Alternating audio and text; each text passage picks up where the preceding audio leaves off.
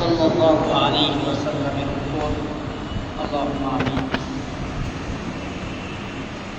সম্মানিত উপস্থিতি, এই সংক্ষিপ্ত সময়ের আলোচনা সাপ্তাহিক ইজতেমাতে,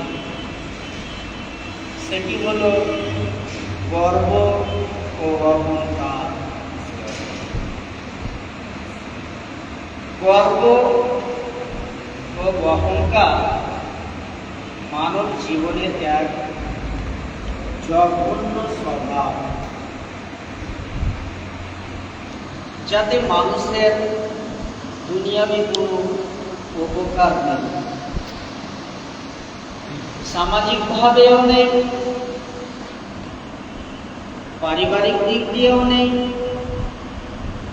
রাজনৈতিক দিক দিয়েও নেই, দুনিয়াতে নেই, পরকালের প্রতি আল্লাহ সুবহানাহু ওয়া তাআলা অহংকার সম্পর্কে পবিত্র গ্রন্থ আল কোরআনুল কারীমে ঘোষণা করেন, ওয়ালা তামশি ফিল আরদি মারহা, তোমরা জমিনে অহংকার করে চলো না। মুহাম্মদ সাল্লাল্লাহু আলাইহি ওয়াসাল্লাম তিনি এই আয়াত পেলেন,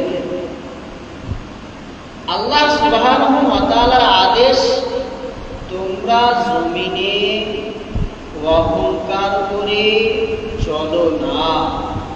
ইন্নাকা লান তাখরিকাল আরদ, নিশ্চয় তোমরা এই জমিনে অহংকার করে চলে এই জমিনকে ছিদ্র করতে পারবে না।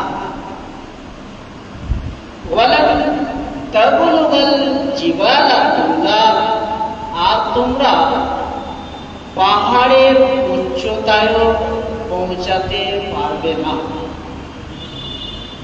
তো মানুষ অহংকার করে কিসের?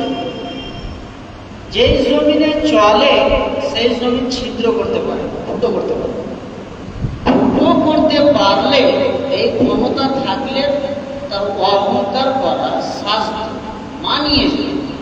সে পাহাড়ের উচ্চতায় পৌঁছাতে পারলে, সেখানে যেতে পারলে তার অহংকার সেজে যেত, কিন্তু না, এটা মানুষের স্বভাব। এটা আল্লাহ সুবহানাহু ওয়া তাআলা অহংকার আল্লাহ সুবহানাহু ওয়া ताआला के साजे आसमान जमीन सृष्टि करने वाला আমাদের রব, আমাদের প্রতিপালক, আমাদের স্রষ্টা, তাকে মুহাম্মদ সাল্লাল্লাহু আলাইহি ওয়াসাল্লাম বলেন, قال الله تعالى الكبرياء ردائي, আল্লাহ সুবহানাহু ওয়া তাআলা বলছেন,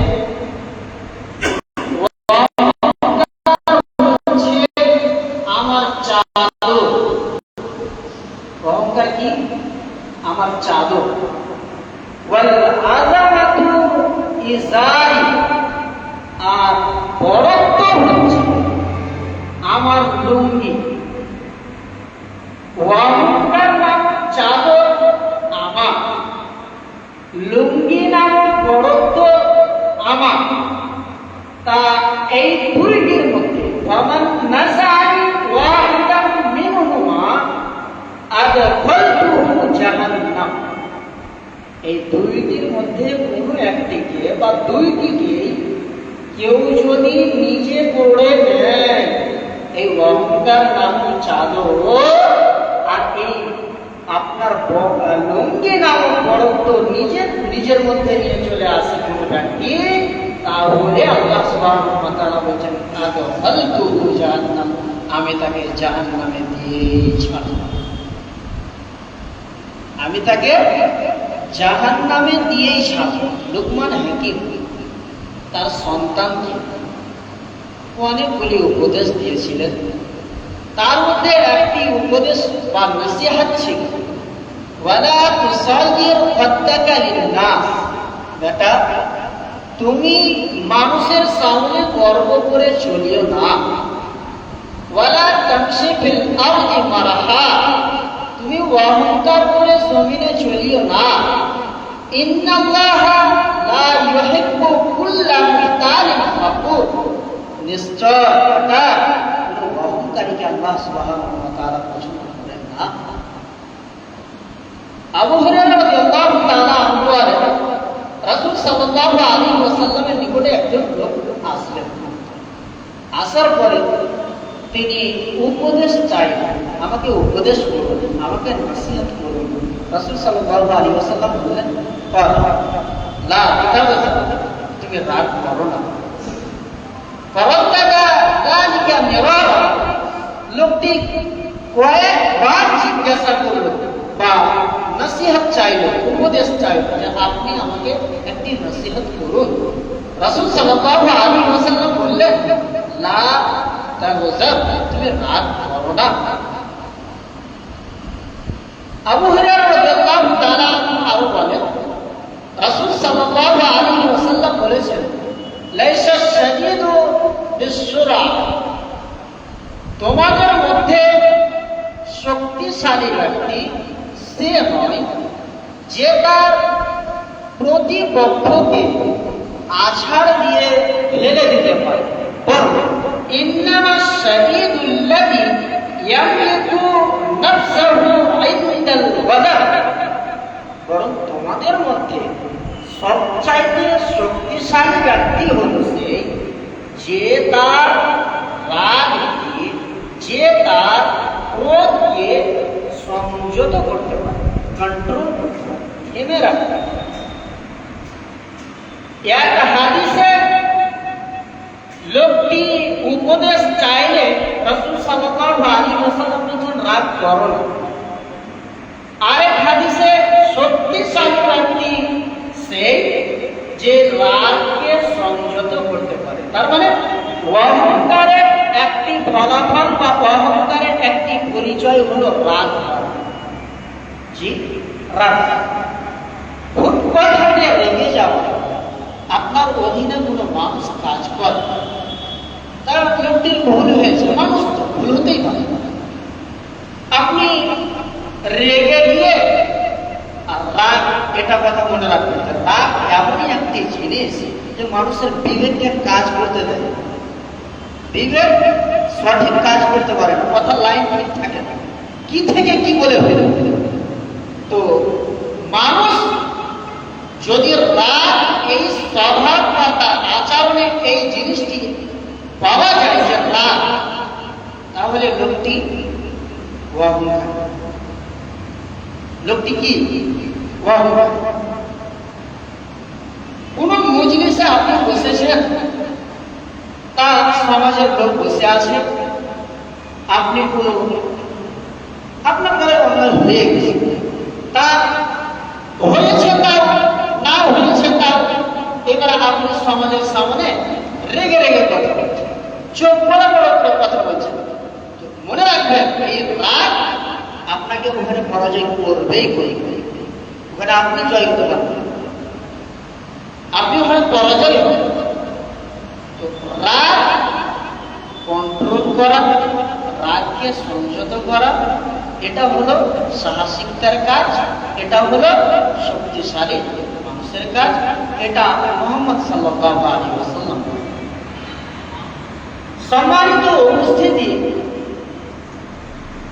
হারিসা ইবনে ওয়াহাব আল-খুজাই রাদিয়াল্লাহু তাআলা আনহু তিনি বলছেন, রাসূল সাল্লাল্লাহু আলাইহি ওয়াসাল্লাম বলেছেন, আলা উখবিরুকুম বিআহলিল জান্নাহ, আমি কি তোমাদেরকে জান্নাতের আমল সম্পর্কে বলবো না, তোমাদের জানাবো না?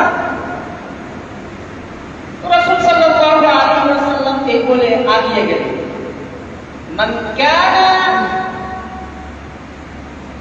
কুল্লু দাইফিন মুতাদাফিন লাউ আকসামা আলা আল্লাহি লা আবাররাহু, জান্নাতে যাবেন সরল, দুর্বল, গরীব, যারা কসম করলে তাদের সত্য, তাদের আল্লাহ ভালোবাসে, তারা যেটাই চায় সেটাই হবে। রাসূল সাল্লাল্লাহু আলাইহি ওয়াসাল্লাম বলেছেন, আলা উখবিরুকুম বিআহলিন নার, আমি তোমাদেরকে কি জাহান্নামীদের ব্যাপারে বলবো না? জাহান্নামে যাবে। পৃথিবীতে অনেক কাজ আছে যে কাজের ফলাফল হলো জাহান্নাম। তার মধ্যে একটি জাহান্নামে যাওয়ার কারণ হলো অহংকার। রাসূল সাল্লাল্লাহু আলাইহি ওয়াসাল্লাম বলেন, কুল্লু যাওয়াবিন যানিমিন মুতাকাব্বিরিন, তোমাদের মধ্যে অনর্থক কথা বলে যারা বিবাদ করে এরা জাহান্নামী। জানিমের বদ মিজাজি, হুট করে রেগে যাবে, এরা জাহান্নামী।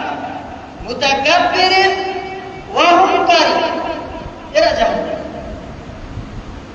আরেক হাদিসে আব্দুল্লাহ ইবনে মাসউদ রাদিয়াল্লাহু তাআলা আনহু তিনি বর্ণনা করছেন, রাসূল সাল্লাল্লাহু আলাইহি ওয়াসাল্লাম বলেছেন, লা ইয়াদখুলুল জান্নাহ মান কানা ফি কলবিহি মিসকাল যাররাতিন মিন কিবরি, যার অন্তরে সরিষা সমপরিমাণ অহংকার আছে, লা ইয়াদখুলুল জান্নাহ, সে জান্নাতে প্রবেশ করবে না, সে জান্নাতে প্রবেশ করবে না। ফাকাল রাজুল, কোন একজন লোক বললেন, ইন্নার রাজুলা আই ইয়াকুনা ইউহিব্বু সাওকুহু হাসানান ওয়া না'লুহু হাসানান, লোকেরা পছন্দ করে তার পোশাকটা ভালো হোক, ওয়া না'লুহু হাসানান, তার জুতাটা সুন্দর হোক। রাসূল সাল্লাল্লাহু আলাইহি ওয়াসাল্লাম বললেন, ইন্নাল্লাহা তাআলা জামিলুন, শোনো, নিশ্চয় আল্লাহ সুবহানাহু ওয়া তাআলা সুন্দর,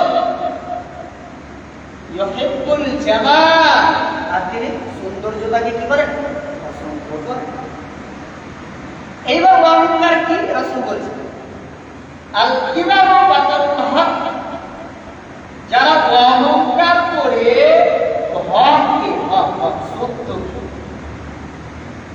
সত্যকে অহংকার করে ত্যাগ করে দেয়। দাড়ি ছেটে ফেলে দাও, এটা হক। দাড়ি রাখতে হবে, এটা হক। সুদ হারাম, হক।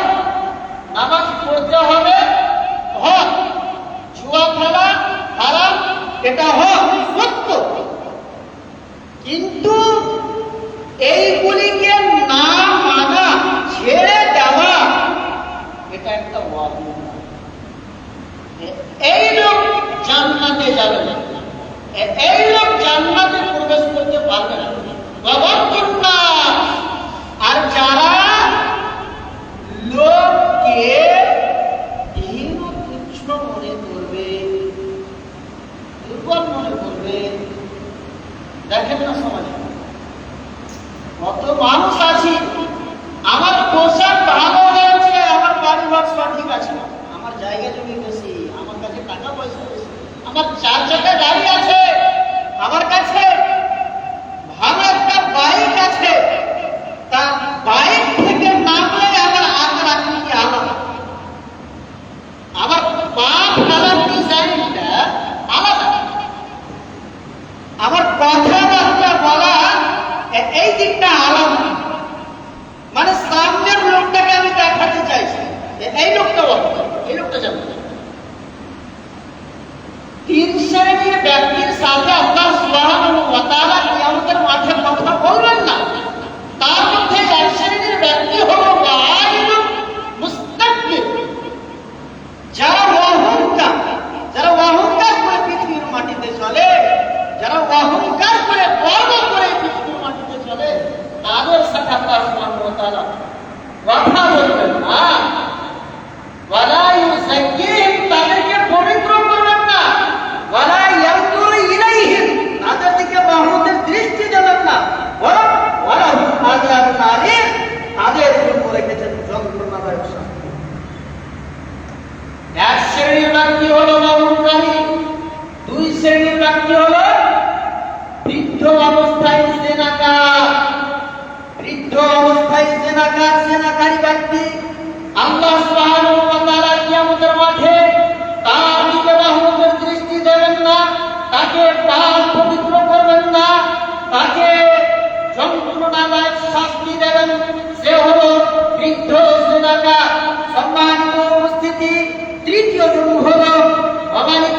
ডাক্তার, মিথ্যুক দায়িত্বশীল, মিথ্যুক মুরবি, মিথ্যুক মাস্টার, মিথ্যুক ইঞ্জিনিয়ার, মিথ্যুক হাজি, যে দায়িত্বশীল মিথ্যা কথা দিয়ে দায়িত্ব পালন করে, এই ব্যক্তির দিকে আল্লাহ সুবহানাহু ওয়া তাআলা রহমতের দৃষ্টি দেবেন না, তাকে পাক পবিত্র করবেন না, তাকে বরঞ্চ আল্লাহ সুবহানাহু ওয়া তাআলা যন্ত্রণাদায়ক শাস্তি দেবেন।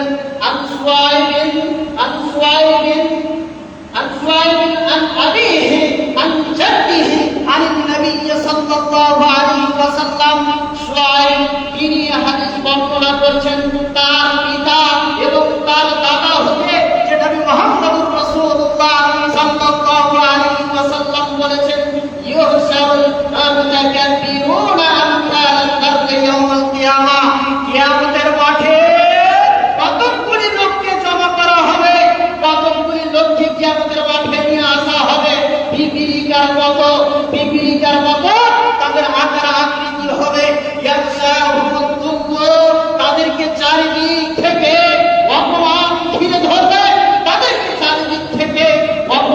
ঘিরে ধরবে, সম্মানিত উপস্থিতি, তাদের খাবার হবে জাহান্নাম বা জাহান্নামের ওই খাবার, যেই খাবারের নাম হচ্ছে তিনাতুল খাবার বলতে ওই মানুষের গায়ে অগ্নি শিখার ছিটা ফেলে দেওয়া হবে বা আগুন জ্বালিয়ে দেওয়া হবে, আগুন জ্বলে লোকটার চামড়া পুড়তে বলে যে পুঁজগুলো পড়বে, ওই পুঁজগুলো ফেরেশতারা ধরবে, আর ওই পুঁজ ওই অহংকারী ব্যক্তিকে খিলানো হবে, ওই অহংকারী গর্বকারী ব্যক্তিকে খিলানো হবে। আপনি কি করে অহংকার করেন? আপনার কি দাম আছে? অহংকার সাজে আপনার রবে, আপনার স্রষ্টা, আপনার প্রতিপালকের, আপনার সাজে না। আপনি নাপাক অপবিত্র পানি থেকে জন্ম নিয়ে পৃথিবীর মাটিতে এসেছেন, আর আপনার অহংকার, আপনার গর্ব, কিসের অহংকার, কিসের গর্ব? অপবিত্র পানি থেকে জন্ম নিয়ে এত তোমার অহংকার, এই অহংকার আল্লাহ সুবহানাহু ওয়া তাআলা দেখবেন না। তুমি হাজির হলে কি, তুমি মুরগি হলে কি, তুমি আলেমের বেটা হলে কি, আর তুমি ইমানদারের বেটা হলে কি, আজ ফল জাহান্নাম। আল্লাহ তোমাকে জাহান্নামে দিয়েই ছাড়বে, আল্লাহ তোমাকে জাহান্নামে দিয়ে ছাড়বে। একটা সম্মানিত যেই জাহান্নামের কারাগারে আপনাকে দেওয়া হবে, সেই কারাগার মানে জাহান্নামের মধ্যে আবার কারাগার, জাহান্নামকে তো রাসূল সাল্লাল্লাহু আলাইহি ওয়াসাল্লাম কি বলেছেন? জেল। তো জেলের মধ্যে বুলাস, জায়গাটার নাম কি হবে? জায়গাটার নাম বুলাস, হাদিসের শব্দ।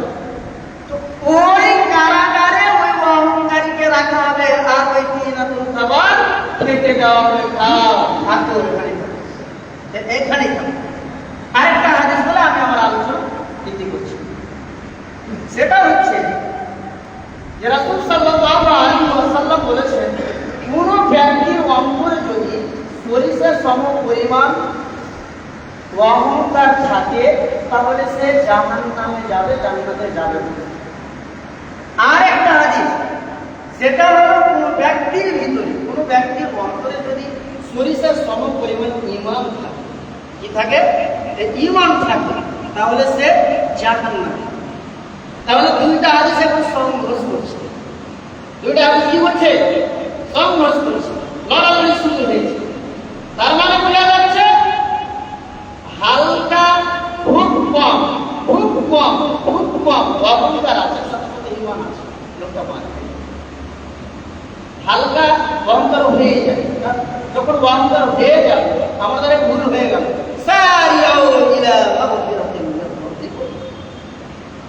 তাড়াতাড়ি করে কোন দিকে ছুটে যেতে হবে? তওবার দিকে ছুটে যেতে হবে, রবের দিকে ছুটে যেতে হবে। আল্লাহ ক্ষমা করো। পৃথিবীর মাটিতে বা আল্লাহ সুবহানাহু ওয়া তাআলার বান্দার সবচাইতে বড় যেটি পাওয়া আল্লাহ সুবহানাহু ওয়া তাআলার নিকটে, সেটি হলো ক্ষমা। এর চাইতে বেশি আর কিছু পাওয়ার নেই আল্লাহ সুবহানাহু ওয়া তাআলা। আল্লাহ সুবহানাহু ওয়া তাআলা যাতে করে আমাকে ক্ষমা করেন, আর তিনি আমাকে জান্নাত দেন। একবার রাসূল সাল্লাল্লাহু আলাইহি ওয়াসাল্লাম মুআয বিন জাবাল রাদিয়াল্লাহু তাআলা আনহুকে সঙ্গে করে গাধার উপরে যাচ্ছিলেন। রাসূল সাল্লাল্লাহু আলাইহি ওয়াসাল্লাম শুনে মুআয বিন জাবাল রাদিয়াল্লাহু তাআলা রাসূল সাল্লাল্লাহু আলাইহি ওয়াসাল্লাম বলেন, হে মুআয। মুআয বলেন, লাব্বাইক ইয়া রাসূলুল্লাহ, আমি উপস্থিত। রাসূল সাল্লাল্লাহু আলাইহি ওয়াসাল্লাম কিছুই বলেন। রাসূল সাল্লাল্লাহু আলাইহি ওয়াসাল্লাম আবার বলেন, হে মুআয। আবার মুআয রাদিয়াল্লাহু তাআলা বলেন, আমি উপস্থিত। রাসূল সাল্লাল্লাহু আলাইহি ওয়াসাল্লাম তৃতীয়বার ডাক দিলেন, হে মুআয। তখন মুআয রাদিয়াল্লাহু তাআলা বলেন, আমি উপস্থিত। মুআয বলছেন যে রাসূল সাল্লাল্লাহু আলাইহি ওয়াসাল্লাম তিনবার আমাকে ডাক দিচ্ছেন, কিন্তু কিছু বলছেন না কেন? কিছু বলছেন না কেন? তো মুআয রাদিয়াল্লাহু তাআলা আমাকে রাসূল সাল্লাল্লাহু আলাইহি ওয়াসাল্লাম একটা কথা বললেন। কথাটা হলো যে মুআয, তুমি বলতে পারো আল্লাহ সুবহানাহু ওয়া তাআলা আমাদের কাছে কি পায় আর আমরা আল্লাহর কাছে কি পাই?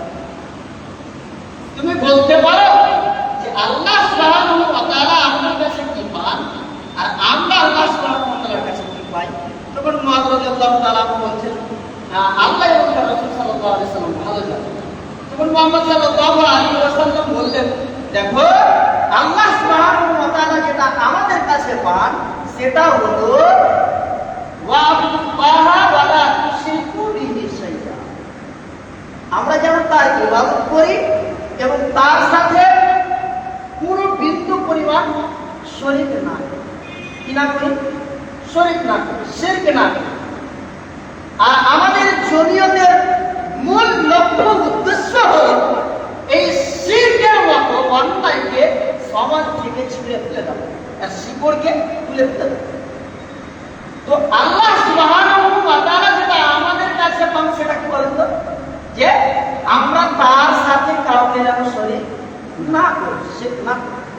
তখন রাসূল সাল্লাল্লাহু আলাইহি ওয়াসাল্লাম বলেন, মুআয, আল্লাহ সুবহানাহু ওয়া তাআলার নিকটে আমরা যেটা পাই সেটা হলো যে আল্লাহ সুবহানাহু ওয়া তাআলা যেন আমাদের শাস্তি না, আমাদের জাহান্নামে না।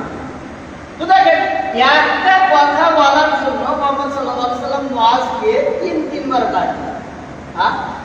মুআযকে তিনবার ডাক দিলেন। কেন ডাক দিলেন তিনবার?